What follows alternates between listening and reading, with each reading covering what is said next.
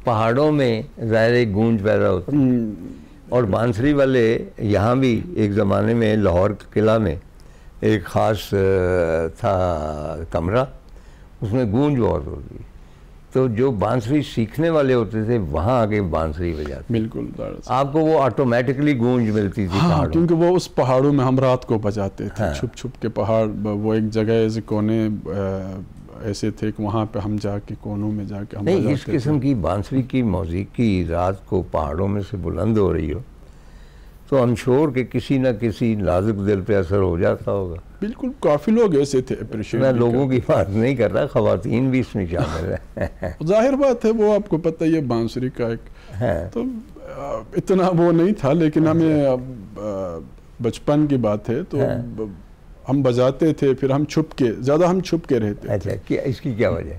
کیونکہ وہ اصل ہمارے ادھر تعلیم کے اوپر زیادہ زور دیتے تھے کہ آپ میوزک نہ کریں.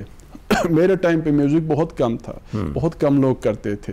جب میں بچپن میں بہت کم لوگ تھا، ہمارے گاؤں میں چنے تھوڑے سے لوگ تھے جو میوزک کرتے تھے، تو ان کے اوپر بھی لوگ تنقید کرتے تھے کیونکہ تعلیم کے اوپر ہمارا بہت زیادہ تھا. لیکن اب مجھے پتہ نہیں تھا کہ میوزک میں بھی تعلیم حاصل کیا جاتا ہے، میوزک میں بھی ڈگریز ہے، میوزک سیکھا جا سکتا ہے، میوزک کے ذریعے آپ آگے جا سکتے ہو.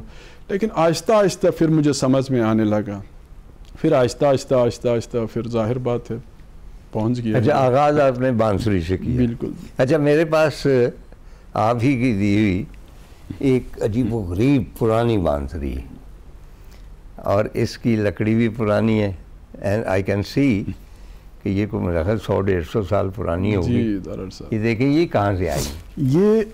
یہ ایک ہمارا ایک بہت خاص جگہ ہے، مومن آباد، جہاں پہ آپ کو بہتر پتہ ہوگا، وہاں ہمارے جو فوک میوزیشنز ہیں وہاں پلے کرتے ہیں. اچھا، تو وہاں پہ سمجھ لو میوزک کا جڑ وہاں سے نکلا ہے. مومن آباد ہمارے ایک خوبصورت عقیدت کے بعد جگہ ہے. فیملیز ہوتی ہیں، ہاں، فیملیز جو خاندانی فیملیز، ہاں وہ بالکل جو خاندانی بجاتے ہیں. لیکن کیا ان کا معاشرے میں وہی مقام ہوتا ہے جو باقیوں کا ہوتا ہے؟ پہلے ایسا تھا، پہلے مطلب تھوڑا سا لوگ کرتے تھے. اب الحمدللہ میوزک وہ اتنا ترقی کر گئے، باہر تک، انٹرنیشنل تک وہ بھی گئے.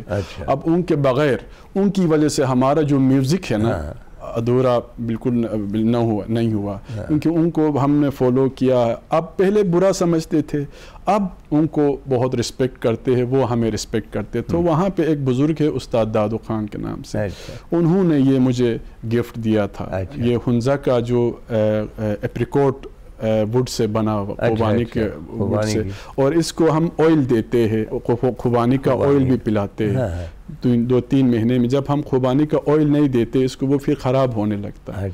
ہاں، تو یہ بہت پرانا ہے. تو یہ کچھ بجا کے اس پہ یا دوسری بانسری پہ؟ تو میں اس کو تھوڑا سا کوشش کرتا ہوں، ایک چھوٹا سا میں سنا دوں.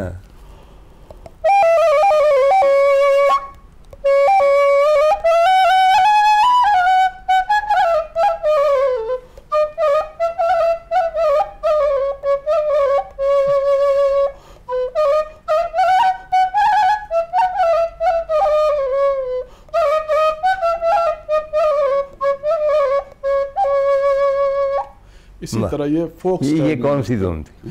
یہ کوئی پرانے ٹیون ہے جو یہ جو آپ کا بڑا فیمس گانا ہے پہاڑوں کی قسم. ہاں، یہ تو ہمارے KPK میں کسی نے ریکارڈ کروایا تھا. ہاں، یہ اوریجنل فوک ٹیون ہے. ہاں، فوک ٹیون ہے. لیکن ہمارے جو ہنزا کے جو فوک ٹیونز ہے یہ بہتر بھی بجاتے ہیں. ہمارے گلگت بلتستان میں کچھ آرٹسٹ ہے، یہ اس کے اسپیشلسٹ بھی ہے جو اس کو اچھی طرح بجا سکتے ہیں. کیونکہ میں یہاں پہ شفٹ ہوا ہوں تو میں یہاں کے میوزک بھی ذرا سمجھنے میں.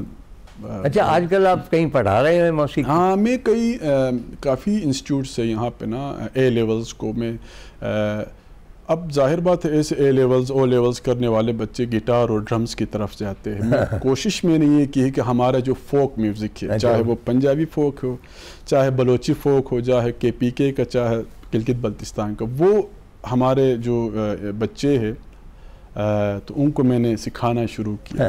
وہ گٹارز بھی کرتے، ڈرمز بھی کرتے، ساتھ ساتھ ہمارے جو انسٹرومنٹس ہے لائک رباب ہے، بانسری ہے، طبلہ ہے، تو اسی طرح ان کو سکھانا ہم نے شروع کی ہے. تو میں 4-5 جگہ ہے اور ہمارا ایک سیٹ اپ ہے ظاہر صاحب 3 تال اسٹوڈیو کے نام سے. میں اور ہمارا ایک ٹیم ہے اور تو وہ ہم اس اسٹوڈیو کو ہم چلاتے ہیں, بلکہ آپ کو کبھی انوائٹ بھی کریں گے. تو اس میں اللہ جنت نصیب کرے گلو صاحب بھی آئے, حسین گلو بخش صاحب نے بھی پرفارمنس کیا, استاد شفقت صاحب نے بھی, کافی لوگوں نے آ کے پرفارم بھی کیا ہمارے لیے. تو ہمارے لیے بہت بڑی بات ہے. تو ہم لوگ اسی طرح میں لاہور میں آ کے میں تعلیم دیتا ہوں, اور شروعات میں وہاں پہ LLMC کے نام سے آغا خان میوزک انیشیٹو اور سوئس ایمبیسی دونوں مل کے ایک سکول بنایا تھا, میوزک سکول.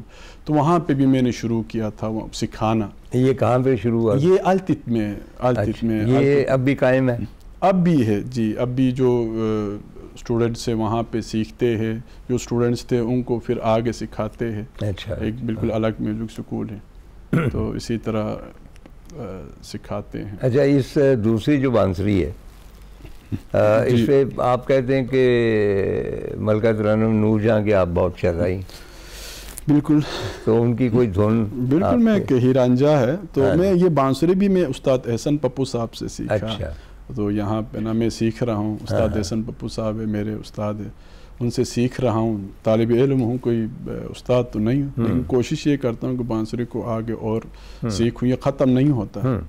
تو میں ایک ہیرانجا کا ایک چھوٹا سا میں پیس آپ کو سناؤں گا.